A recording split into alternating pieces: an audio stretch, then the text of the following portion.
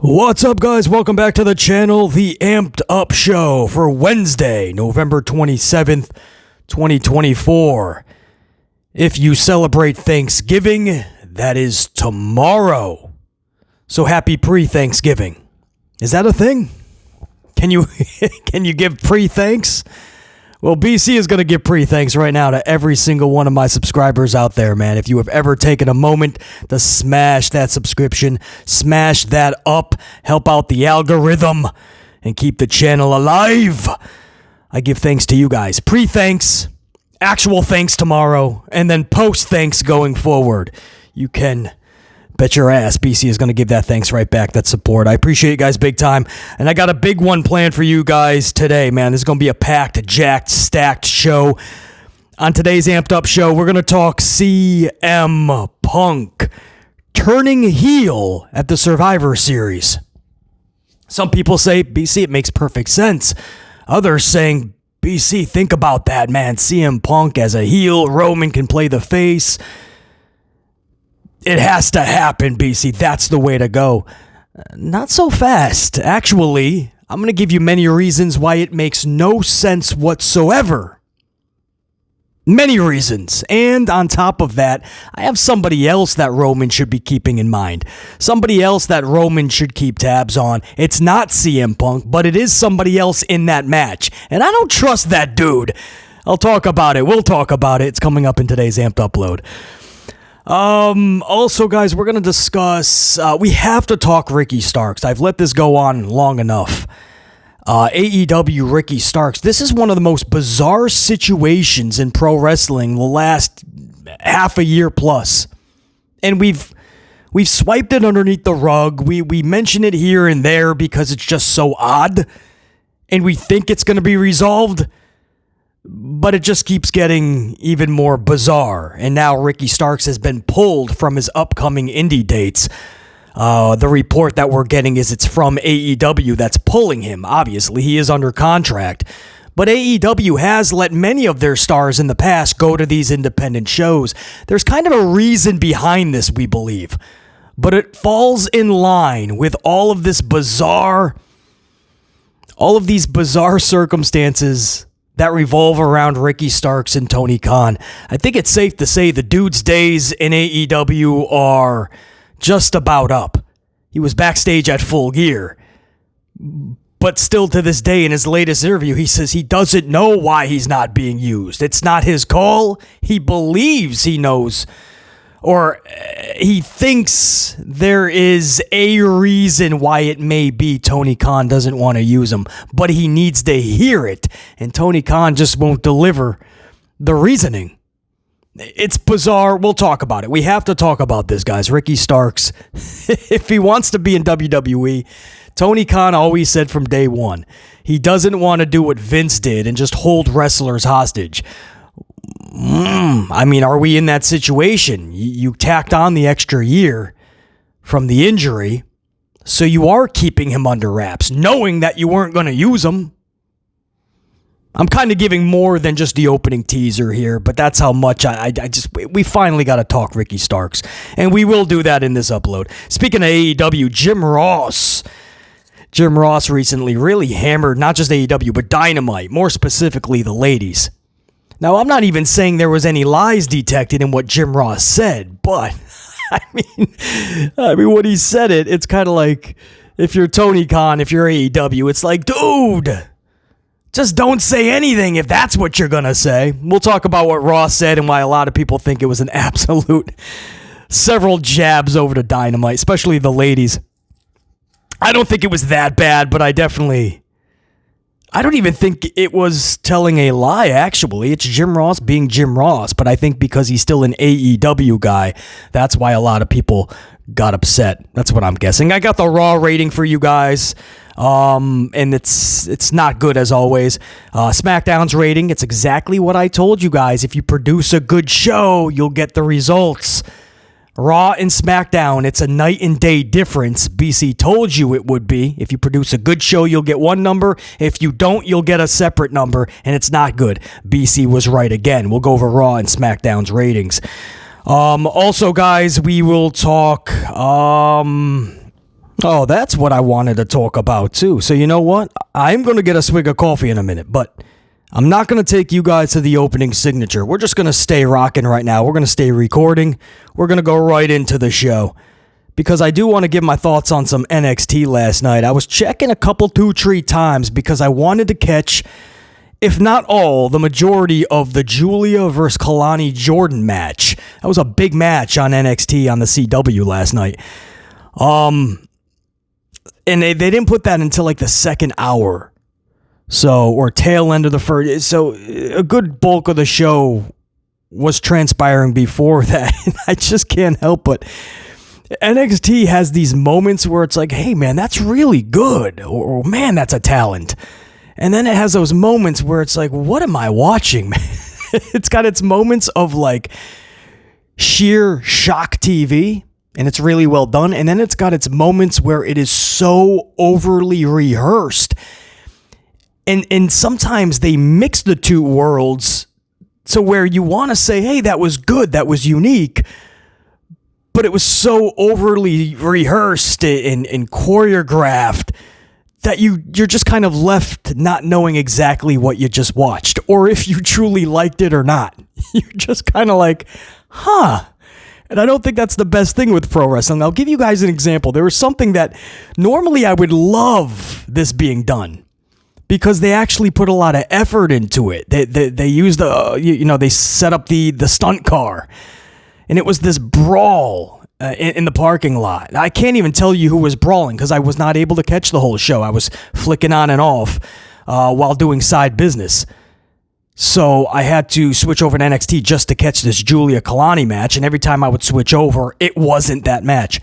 And one time it was this brawl in the parking lot. And it seemed like there was 30 people involved, guys. No, I'm not joking. It seemed like it was half the locker room. Now, I don't know if JR9 is going to give his NXT report for this week's show. I don't know if JR9 is doing it every single week going forward. But if he is, it'll be in the comments down below. JR9's NXT Weekly Roundup. Maybe he can give insight on who that even was. I have no idea, but it seemed like it was half the locker room. And they set it up to where they must have rehearsed this 1,000 times. The camera, it was like a long, steady cam shot of a drama series, like an hour-long drama on ABC or NBC. And you started with a guy getting chucked onto the roof of a car. Then the camera would take it to another sector of the brawl, and a couple other dudes were chucking another guy into the garage area, like the big doors, the loading doors. Then all of a sudden the camera would pan to somebody getting hit with like a trash can. Then the camera panned over to two dudes chucking another dude through a windshield. And all of it was just like one long shot. So I love how they got away from that stupid chaotic camera thing when they do, where it's zooming in and out. Just gives BC a headache, gets us all confused, and you got to take a bunch of Tylenol afterwards. The camera goes in and out, and that's supposed to make you think that it's more chaotic than it is. At least there was, one steady shot, but it was like so overly produced. It was wild. On one hand, I respect that. On one hand, I want to say that was cool. I like that. But on the other hand, it was and this is NXT's problem, it's so overly produced, so overly choreographed that it's kind of like there's nothing authentic about it. Hopefully that makes sense. If you saw it, you probably know what I'm talking about. But there's a big piece of me that I respect that so much because they put the time into it. They did put up the stunt car. They put that in place. That takes resources. That takes a lot of pre-planning. And I like that. It shows that they care about the booking. But it's the same problem like when they do the promos, the backstage, or if they're ever in a bar room, or when NXT tries to take it away from the performance center and do these promos. They're so overly scripted, you're not buying a word that these talents are saying. It's actually a detriment. It's making me look at the talents and going, do you even have a spark in you? Do you have a spark that's going to light any type of charisma? Or are you a charisma vacuum and you just suck the air out of the room every room you go in? Do you have a personality? Because these wrestlers are so overly scripted. That's an issue. You got to let him be more authentic. And then something that I'm guessing stemmed from that brawl, I'm not sure, because I was not able to actually see the incident that was in question by Shawn Michaels. But I guess Eddie Thorpe either accidentally or consciously maybe shoved, but put his hands on Ava, the general manager, Little Rock, Pebble, the daughter of The Rock. You probably don't want to do that. Eddie Thorpe did that. Shawn Michaels absolutely flipped out. I only caught the segment where backstage Ava was in medical and she was pretty much on her ass and she was being checked out. And Shawn Michaels walked in. He was furious. He walks outside, finds Thorpe, literally takes him, shoves him up against the, like that garage dooring. Shoved him right up against it. Thorpe was pissed, but he knew you ain't going to lay your hands on Shawn Michaels. Shawn Michaels was absolutely furious. I have not seen Shawn Michaels like that in years. Most of his feuds, he was never that pissed. So that was actually fun to see. I think that stemmed off of that brawl. Again, I'm not sure. I just know that several times when I was flicking back over to try to get Giulia and Kelani, a lot of this show was revolving around this big brawl. So choreographed. But listen, I didn't flip back. I didn't go to my side business. I didn't take my eyes off the screen. So whether I really enjoyed it or not, thought it was too choreographed or not, guess what? I was locked on my screen when it was on. So I guess that's a good thing. But my whole point in this is, in me even trying to catch some NXT, was Giulia and Kelani, and I was able to catch some of it. I missed the whole first half. I am pissed at that, trust me. Second half was exactly what I thought it would be, a really good wrestling match. Giulia is Giulia. She was ranked number 3 in the world, I think just last year, correct? And Kelani Jordan is one of the fastest, up and rising, up and coming, kick-ass, badass, best professional wrestlers for the female today. I'm saying that already. And she's just begun. Already a former North American champion, by the way. And in BC's eyes, there's no way she should have dropped that. Not to Fallon Henley, which is another story, by the way. And I'll get to that in a second, too. Because I caught some of that main event, because I was like, there's got to be a catch here. How is Fallon Henley versus Tatum Paxley your main event for NXT? Well, we now know why from the ending in the big return, which I'll get to in a minute. But first, I just want to tie up loose ends on this Giulia-Kelani match. Giulia defeated Kelani, pinned her clean, middle of the ring, 1, 2, 3.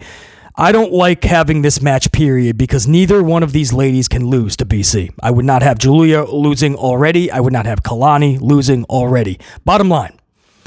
But if you are going to have this match, there is absolutely no way on earth, on green grass, under the blue skies, you could have Giulia lose. She just got here from Japan. You're trying to get the casuals and the laps and even your diehard fans that don't know a lot about her, why she is number 3 in the world last year and why she could be number 1 next year. Giulia couldn't lose this, and she didn't. But so I was happy for Giulia, but I was like, damn, I would have never put this, like, why now? Why did it have to happen? And how is that not your main event? Which, again, that brings me to the main event, Paxley versus Fallon Henley. And this was only to get Gigi Dolan to return, right? Gigi comes back, takes out the heels. Fatal influence? Yes, I keep wanting to say toxic attraction, man. That's Mandy Rose is long gone, and JC has moved on, and clearly Gigi now back from her injury, her time off. But here's my issue with this. Fallon obviously retains her championship. She's still your North American champion. My problem with this is, how is Fallon Henley the leader of this group? Fallon Henley is not the leader. It should be JC Jane. She was the right-hand woman in Fatal or Toxic Attraction. Mandy took off. It's JC's time to step up. Gigi as well. But this is JC's time. How do you take somebody like Fallon, and it doesn't even look like she belongs in the group? She's got the little cowboy hat on. She's got the... It's fitting that it's Thanksgiving. If you look at Fallon Henley, it's like she doesn't... Is she the cowboy or is she the Indian, right? It's old school cowboys and Indians. She's got the cowboy hat. She's got the boots and all the gear. But then she's kind of got like the Tatanka outfit as well, right? Her attire is almost old school Tatanka a lot of the time. So maybe she's got Native American in her, maybe, but taps into her country gal, her Mickey James. I don't know, bro. I get double vibes from her. She doesn't know if she wants to be the cowboy or the Indian. But regardless, she's definitely not in the position to be leading the group, or shouldn't be, not over JC Jane. So just watching JC, when I am able to catch NXT, it always feels like JC is playing second fiddle to Fallon. And you say, well, BC, obviously it feels that way. They gave Fallon the title, and they told JC to just help her win matches. Same way that she was doing with Mandy Rose. I remember JR9 said that in one of his reports recently, maybe.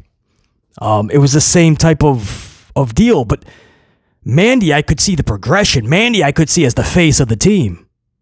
And JC was still much new at that point. JC and Gigi were only benefiting from being with Mandy.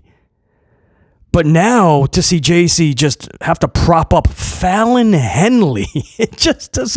And Fallon, much love and respect. I hope the best for her going forward. I can't wait to review her on the main roster, and hopefully it's more positive than negative. But she's got to work on the acting skills. She is so exaggeratory in her matchups. And all you guys have to do, if you haven't caught too many Fallon Henley matches, check out the one from last night. Just watch all of her. Every time she gets hit, there's selling, and then there's being obnoxious. Like every time she gets hit. As if she's just on a Friday night with the sorority girls just bar crawling, you know? It's like, what are you doing? Like, you wouldn't be that. It's a punch. Sell it. Go back a couple steps. Don't act like you just hit 3 kegs by your own dome piece. Relax. You're not out on a Friday night. You're in a wrestling match. That, when you watch that for 10, 15 minutes, that can get old real fast. So she is very green, has a lot of work still ahead of her. I just feel like they gave this spot when it should have been JC's to Fallon, and then you bring back Gigi Dolan last night. Gigi's got the history with JC. You could say she wants the North American title. She's got beef with them all now. JC and Gigi is your main focal point. They were the members of Toxic Attraction. Gigi's going to return in a fatal influence segment. Then that's your core. Instead, because they botched this, I feel, you have Gigi returning for a Fallon Henley match. Again, this is just... I'm not able to catch NXT every week. So, maybe it does make more sense to those that watch every week, and maybe you're totally fine with it, you're okay with it. But as somebody who would like to watch it more, I just need more of a reason to. Even if I can't watch it live, I'll try to catch it. I want to, but when I see booking like this, I can't invest into it. I can't believe into it. Not when you're telling me that Fallon Henley, the roster they have in NXT with the women, this is not even shade. Fallon Henley is decent to even good at times. But if you're telling me that she just steamed past everybody, I'm not buying it. I'm just not. Maybe Shawn Michaels has a little bit of a cowboy hat fetish. He likes his cowboy hats. He sees the cowgirl, right? You're going to be getting championships and main events. And here Fallon Henley is with a North American title, main eventing the CW's NXT. And everybody else is playing second fiddle. It's Fallon's world. Well, good for her, but I don't know if that's the best call for your product. Anyway, I was able to catch NXT. Have you noticed? I had a lot to say about it, and I literally caught maybe just that 15 minutes. The brawl, second half, or most of the second half of Kelani and Giulia, and then a little bit of that, or at least a finish, which is the most important part of, what's her name? Fallon Henley and Paxley. I don't know, very odd. So let's get into some of these topics. Before I get into some of the big topics, real quick, SmackDown's rating from last Friday, they scored a 1.57. That is up from the week previous is 1.23. Think about that, guys. 1.23 to 157. It's what I tell you. If you produce a good show, people are going to tune in. Maybe it's not that weak because people have to realize, what happened? I missed it. Of course I missed it. It sucks, the show. But if you're telling me it was good, maybe I got to tune in next week. So sometimes you get a good show, but it doesn't produce the rating, but you wait next week and you'll see that uptick. As long as the show the following week can keep par. Well, that's what happened with SmackDown, guys. They actually pulled in a decent to even good show last week. So that buzz carried to this week. And then they kept their momentum this past week. SmackDown delivered 2 weeks in a row. And that's why you see a 1-2-3 to a 1-5-7. In case you're wondering, it's even higher than their flagship Monday Night Raw that's been on the airwaves for decades. It's what I've always tried to tell you guys. It's what I preach on this channel. When you produce a consistently good product, the numbers will show you. We've gotten too used to just saying, cable is in the tank.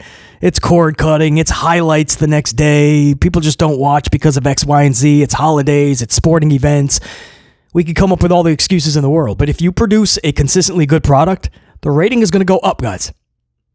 We've seen this in every type of metric. It doesn't matter about cable going into the tank, streaming taking over, cord cutting. It doesn't matter. When you produce a consistently good show, the ratings will go up. SmackDown dramatically up. Very good to see.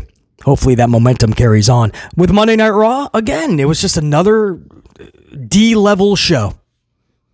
D-level at best. I mean, Xavier and Kofi tried to carry that show with the 4-minute backstage back and forth promo, just scathingly destroying one another verbally.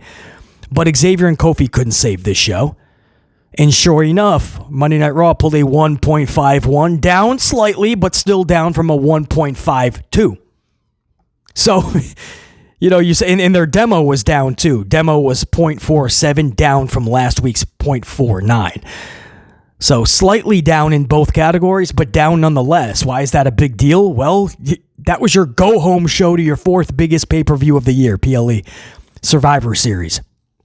Yeah, you don't want to go down or even stay stagnant. The Monday Night Football game was not even that big. What was it, guys? It was the Chargers and Ravens. Brother versus brother is the biggest storyline. But Charger games don't really produce that big of a number. We know that. Monday Night Raw on a go-home show to Survivor Series just couldn't produce enough interest as the show went on. The decline got steeper and deeper. And that's how you pull a 1.51. So SmackDown is heading in the right trajectory. Monday Night Raw, maybe not so much.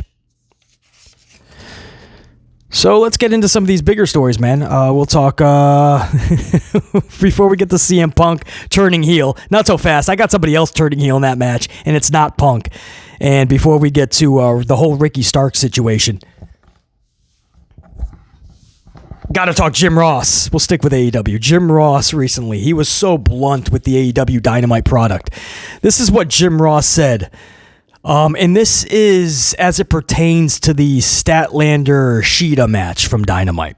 So Jim Ross says, and I quote, and this was just blunt honesty, whether you disagree with this or not, I don't see the lies detected.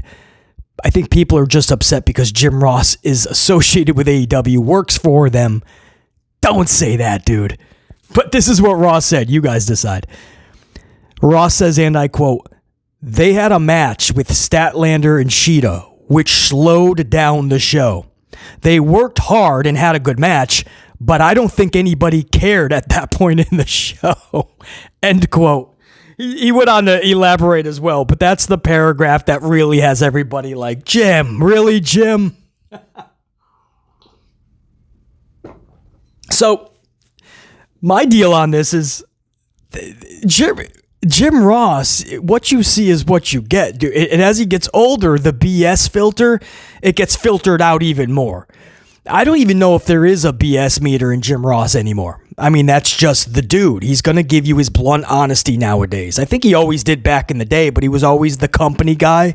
He always made sure that he was making sure the company was in a good light, being spoken about in a good light. If somebody was speaking bad about it or maybe saying the wrong things, Jim Ross would put him in check for Vincent Kennedy. He would do the same for WCW, even though I doubt a Bischoff or a Ted Turner or Watts or anybody was telling him to. And I doubt that Tony Khan is now in AEW.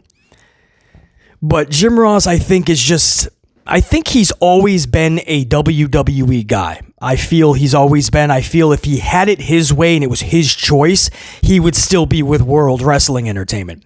I still don't think, to this day, and it's easy to say this now because I don't think AEW knows their identity anymore, but when they first started, and what just gravitated everybody toward AEW is because you really felt there was something new, something fresh. You believed when they said they were an alternative and they were going to absolutely turn the wrestling world upside down. You believed in all of that. They had an identity and everybody was really on board with it. I don't think Jim Ross from day one really understood it. You had a lot of we're the best wrestler, right? And you had all the flips and the dives and the crazy Meltzer 10-star matchups. Everybody was yelling about how this is awesome and talking about bangers. And Jim Ross was like, what is happening? I mean, all you guys got to do is go back to those early days of AEW. And Jim Ross on commentary, it was rough. And a lot of it was because dude was checked out. He didn't even care. It only took a few weeks for him to realize this is not my cup of coffee. If you know, you know. So Jim Ross, I don't think has ever really understood AEW. It's a paycheck. He loves to work. If he's 150 years old and he's still able to, he will work. But I never felt that he really got mentally away from WWE. And so I'm not saying he's trashing AEW on purpose, but you're going to get an even more unfiltered, uncensored Jim Ross when he talks about the product. And you can expect more of this going forward unless Tony Khan talked to him. But when he says, blunt honesty, they had a match with Statlander and Shida, which slowed the show down. They worked hard. They had a good match, but I just don't think anybody cared at that point. I mean, they didn't. It's sad, but that's what I mean about a consistently good show from top to bottom, start to finish, beginning to end. Because everything later in the show is going to be affected by what worked or didn't work at the beginning of the show. So Jim Ross catching a little bit of heat. No lies detected. Let him off the hook. Listen, AEW's got many bigger fish to fry and problems to solve. Jim Ross is not one of them. He's giving you his pretty legit criticism. Much love to Shida, much love to Stat. They even had a good match. Sometimes it's not about two good wrestlers having a good match. Sometimes that's not what it takes to keep an audience. Who would have thought pro wrestling is a lot more than just wrestling? Or it has to be a lot more than just the wrestling. Jim Ross knows that. But I don't think that's going to make the AEW locker room too happy. Nobody cared at that point. Everything before that totally brought the show down, says Jim Ross. Too funny. Where do you guys want to go? Do you want to stay AEW and then we'll save CM Punk for last then? Let's just do that. Let's stick Ricky Starks. So Ricky Starks... This situation is just beyond bizarre. So TK added a year of injury time. This is what we're told, right? Starks was out of action. They have the right to add injury. It's the same thing WWE does. Now, when WWE does it, everybody says, that is so wrong. That's messed up. How dare Vinnie Mac? And now Hunter. But when AEW does it, you don't really hear about it. So yeah, that's what you do. He's under contract. He wasn't wrestling. You got to earn your money. So it's kind of a little hypocrisy there, but such is. He tacked on time for Ricky Starks. And then he just sat him home. It was clear there was already I really do believe. Now, Ricky Starks doesn't even know the exact reason why AEW Tony Khan has it out for him and just wants him to stay home. Not even Ricky Starks definitively knows why. So BC can only speculate as well, obviously. But I do think that ever since that video was shown of Ricky Starks backstage, was it WrestleMania or was that Royal Rumble? I can speak. I think it was WrestleMania. Cody Rhodes versus Roman. Last year's, not this past. And he showed up because he's a good friend of Cody Rhodes. And I think from that moment on, Tony Khan was just like, all right, you chose your side. Because it was pretty clear that all of Cody's friends were jumping over, right? Shawn Spears, Ethan Page, Jade Cargill, QT just recently tried to talk to WWE. He left AEW, tried to talk to him. Says he didn't like what he was hearing. That's because WWE was like, you're QT Marshall. We're not going to give you what we're giving Cody, bro. So take what we're offering or go back. And QT went back to AEW. He's like, I gave them a chance, but I didn't like what I heard. You're QT Marshall. Stop. But QT tried to go over there just recently. So it's all of Cody's. And Ricky Starks, we know that's one of Cody's really close friends. And we know Ricky has desires to be in the E.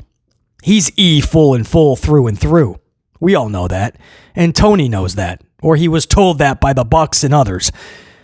Because after that, everything kind of got a little weird with it.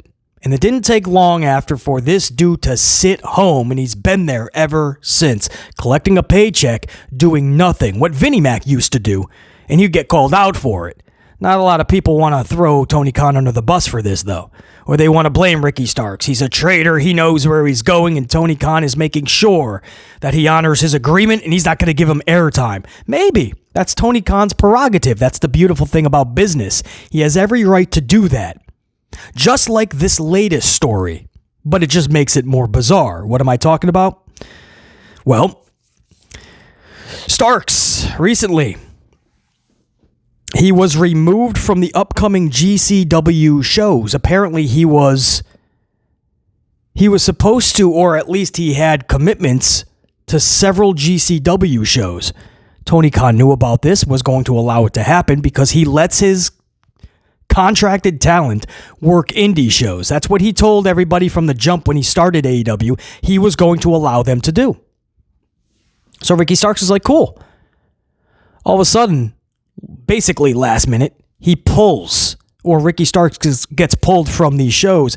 Now, the report that we are hearing, it's reported that AEW pulled him, meaning Tony Khan, obviously. And it's under the belief that it comes from comments regarding TK's father, Shad, funding AEW. So somebody from GCW, Effie, I believe was the individual. I don't know much about, but I think it was Effie, and made comments because AEW is putting on a show at the Hammerstein Ballroom in New York, literally weeks before GCW was supposed to return to that venue. So this Effie was making comments like, listen, not everybody can fund these shows like basically Shad can do for Tony. And started making these comments. I don't even think it was supposed to be that detrimental. Just making these comments like we can't compete with somebody who's got basically unlimited resources from family. Literally saying Tony gets this from his family, obviously Shad. So hopefully you guys are keeping track. That was said from somebody within GCW, and then all of a sudden Ricky Starks gets pulled. He was already sitting at home doing nothing, getting no airtime for AEW. And now he's being pulled off of the independent shows. It's just such a bizarre situation. It is clear that there is tension where you can cut it with a knife. So cut it. Cut ties. Let the dude go to WWE if that's where he wants to be. Tony Khan always said he will never hold his wrestlers hostage like Vince. He said that it was from day one. Well, that's what you're doing now, dude. Just let him go. He might become a huge star. It might shift the business. You'll never know. I mean, when Cody Rhodes went back to WWE, if you could see how the last 2 years went, could you just imagine, guys, if AEW kept Cody Rhodes? It would be a lot different landscape in pro wrestling, wouldn't it? WWE would look a lot different. Who would the guy be? Who would be the guy? Who would have beaten Roman?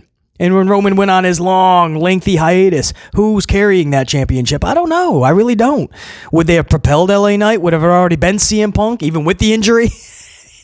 They kept Roman that hope for months with the title. Hey, CM Punk, rehab with the title. Would it have been a Drew McIntyre? Who knows? Sethington Rollins. But it's a different landscape, man. Cody actually did leave. Tony Khan somehow let him slip through the cracks. And I know that that's where Cody wanted to be anyway. Just like I say, Jericho and Jim Ross. There's certain people, Ricky Starks, they're WWE guys. They know that. If Jericho was getting as much money as he's getting now, and he knew he was going to be one of the big guys in WWE, I really do think he would jump at the opportunity. But he's got AEW by the balls. He's getting a lot of money. He knows he can manipulate Tony Khan. He's a locker room leader. So Jericho's got it comfortable. But Jericho's a WWE guy. Trust me, through and through. But for Cody Rhodes to go over there, I mean, if he was to stay in AEW, I'm not saying he would have been a massive AEW star. I think the crowd would have turned on him even more eventually. But I can tell you that WWE wouldn't have that massive star because he would be a part of AEW. So WWE wouldn't have even had the chance. So you get somebody like Cody Rhodes, this one guy created a tidal wave, and you look at where WWE is now, and you look at where AEW is floundering. You can really trace it back, not even to CM Punk, you can trace it back to Codithan Rhodes. It's wild. So I understand you don't want to lose Ricky Starks. Maybe you still have that kind of PTSD about Cody Rhodes leaving, but this is not good, and soon the optics are going to get even uglier. It's gotten to the point where we finally have to talk about it on this channel. Eventually, the community is going to catch on and start thinking, wait, what's going on with Ricky Starks and Tony Khan, man? And if you guys are wondering, when Ricky Starks is asked what the deal is, he gives an honest answer. He just doesn't have one. He's like, I truthfully do not know. I wish I knew. He goes, I think I know of maybe a reason, but I've never got a definitive answer. Tony will just not tell me it. He's just sitting at me, getting me sitting at home, punished, banished, but paying me. That's it. He doesn't know. He would like to know. He's trying to find out. AEW won't tell him.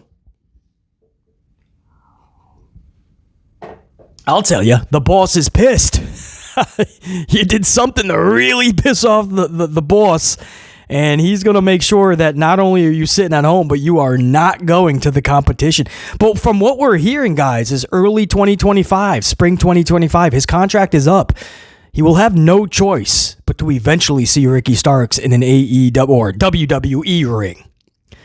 So it's going to be interesting to see. He was backstage at Full Gear, so Tony Khan allowed him to show up and be backstage. That must have been a weird thing, like when Ricky Starks was backstage. If this is indeed correct, right? That's a report that we heard. Evidently, there were some pics that were taken. Reputable sources said he was backstage. Imagine if him and Tony walked by one another. That's a perfect opportunity to go, can we talk? Because I think we got to talk here, man. If I'm here till spring of 2025, I know that's coming up 5 months, but let's just do something. Let's do good business. Let me go out the right way. I don't know. This Ricky Starks situation, very bizarre. He's actually pretty good. He's an entertaining dude, too. That's why I finally felt that, we do have to talk about this. If this was just some schmuck, whatever, no disrespect to Dan Garcia, for instance. I don't get what a lot of people see in Dan Garcia. So much love and respect if you do, and much love and respect to Dan Garcia. Good for that kid. Looks like he's 5'7", $150 soaking wet, and this dude's winning titles, and Tony Khan sees a lot in him. Good for him. And if you're a fan of him, salute. BC doesn't see a lot in Dan Garcia. I don't get the whole Dan Garcia thing. To me, I'm looking at a jobber personified. If this dude was having a falling out like this, I probably am not dedicating a 10-minute segment to it. Just fact bombs, man. Mic drop. All right, let's go on to the... let's go... Where is it? Oh, there it is. Punk, yes. CM Punk story, man. This is huge. It's no longer the fans just thinking, hey, CM Punk might turn. Vegas is now believing that CM Punk is going to turn on Roman Reigns in the OG Bloodline at Survivor Series. CM Punk. Picture that. Because I can't. But I'll tell you this. There is somebody, though, who I do think is going to turn at Survivor Series. And it's not Phillip Brooks. But before I tell you who that is, can I just ask, for those, because I know there's a lot of people that are like, oh, Punk's going to turn heel, and I'm here for it. Punk as a heel. Massive question mark. Think about that, please. Massive question mark. How does that work? Can CM Punk truly be booed at this juncture in his career? True question. I don't think so, man. I think he can get boos, but people are genuinely going to be happy to see CM Punk, especially what I've been telling you on Raw. Like CM Punk, his music hitting and him being in the ring on a Monday Night Raw, that is such a welcoming sight because Raw is so damn lackluster, lame, boring, and bad that CM Punk brings a pulse, a lifeline to that show. Now you're all of a sudden going to turn him heel.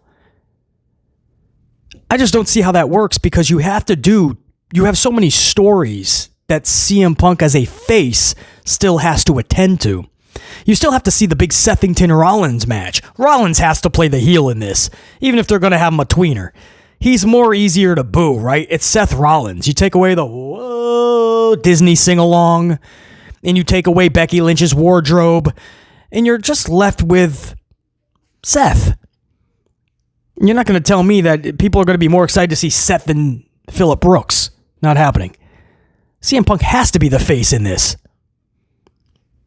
There's too much to do with Punk as a face. When he gets that culminating moment and hoists up a world title, for instance, he's got to be as a face, man. You got to get that electric pop.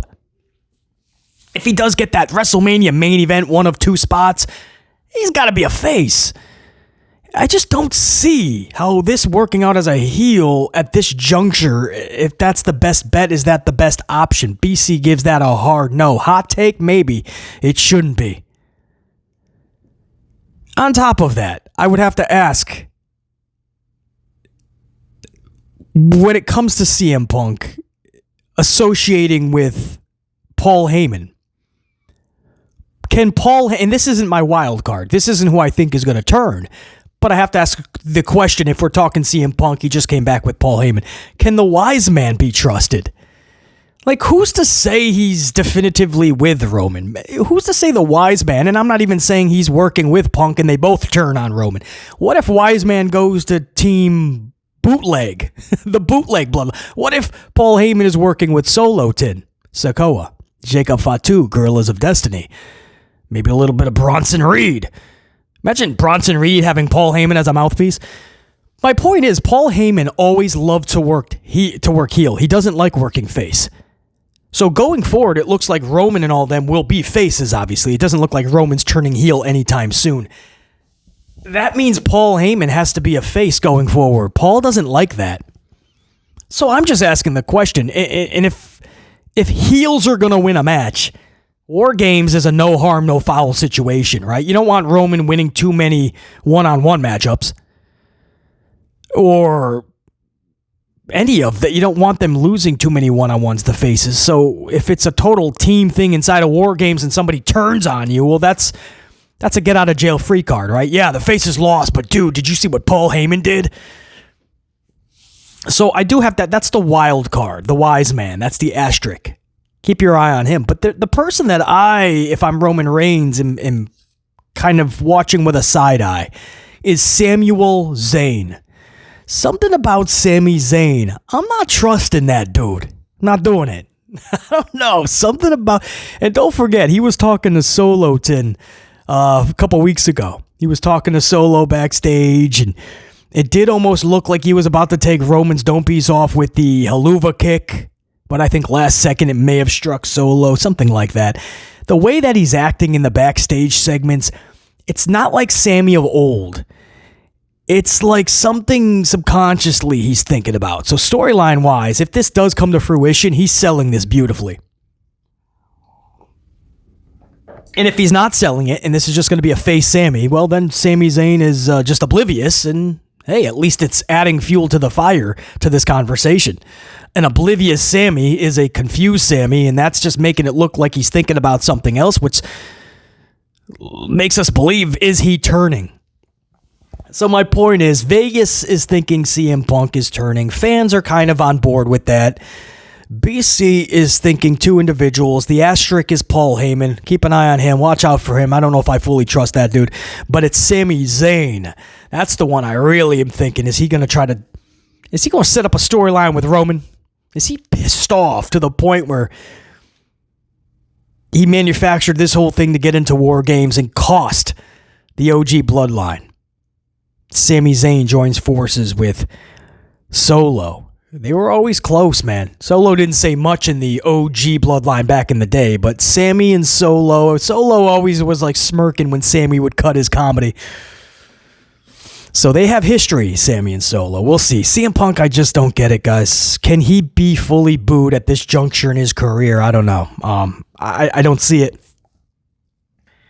And when you do Rollins and Punk, I just don't understand how Punk could be the heel in this. Just so we can sing along to Seth's song. I don't see CM Punk turning heel. I don't. If you guys are on board with it, I hope you have a master plan afterwards, because I see that falling flat immediately. Face CM Punk. Do we see Drew McIntyre at Survivor Series at all? It's going to be interesting to see what happens with him. Does Seth Rollins do something to Punk at Hell? And because Rollins said no to Rollins has deep animosity with Roman and even deeper with CM Punk. Does Rollins somehow cost these dudes? And don't forget Drew McIntyre as well. We haven't seen him in a while. There's a lot of asterisks, a lot of question marks for Survivor Series that makes this a lot more exciting. Not sure that Hunter is even thinking about any of this, but it's food for thought if you're creating this. If you're in Stamford, Connecticut right now and you're putting the show Survivor Series together today, all right? Think about all this, man. Hopefully they got BC playing in the background. BC's making fire points again, man. Mic drop moments. We didn't think of that. Interesting. So guys, that's the discussions we have, man. This has been a lot of fun. Was it a full hour at least? So another kick-ass amped up in the books. Again, if you celebrate Thanksgiving, that is tomorrow. So a pre-happy Thanksgiving to all you guys out there, man. All my subscribers, especially my channel members. I cannot thank you guys enough. Chucking a coffee every month at the channel when you never need to do that. Always appreciated, never needed. All my channel members. There is actually a way to thank you guys, as I always try to do anyway. There is a good possibility you guys are going to get a special amped up show tomorrow on Thanksgiving. So if you're tired of the family, you're stuffed from the turkey, and you just want a moment to relax, some normalcy, check out the tube. Come to the BC channel, man. We're probably most likely going to have a special Thanksgiving amped up show for you guys. So get away from the family for a half an hour. Kick your feet up, grab a coffee, and BC's got you covered. As my way to say thank you to you guys. So a special amped up show tomorrow. So we are not going to take the Thanksgiving off. So, and Saturday, I hope to be another way to thank you guys. I hope to be live for the Survivor Series. Special start time. I'm hearing it's 6 p.m. Eastern time. So we'll see if that indeed holds up. But I would like to do a live Good, the Bad, and the Ugly watch along, live reaction, live review. So big week on the channel. SmackDown obviously is the go home show. We'll see. So, a lot coming up, guys. Until next time, and there will be that next time. BC in the unit saying check you. Salud. Oh, by the way, my Packers tomorrow night. Even if you're not a football fan, I want to hear you say, go, Pack, go. Support the green and gold tomorrow night, guys. Thanksgiving night, Packers versus the Dolphins. We're taking this team from Miami, and we're bringing them to Green Bay. Hopefully, it's really cold. I want to go back to Miami, coach. Well, you can, and take the L with you. PC, say check you. Salute. Go, Pack, go.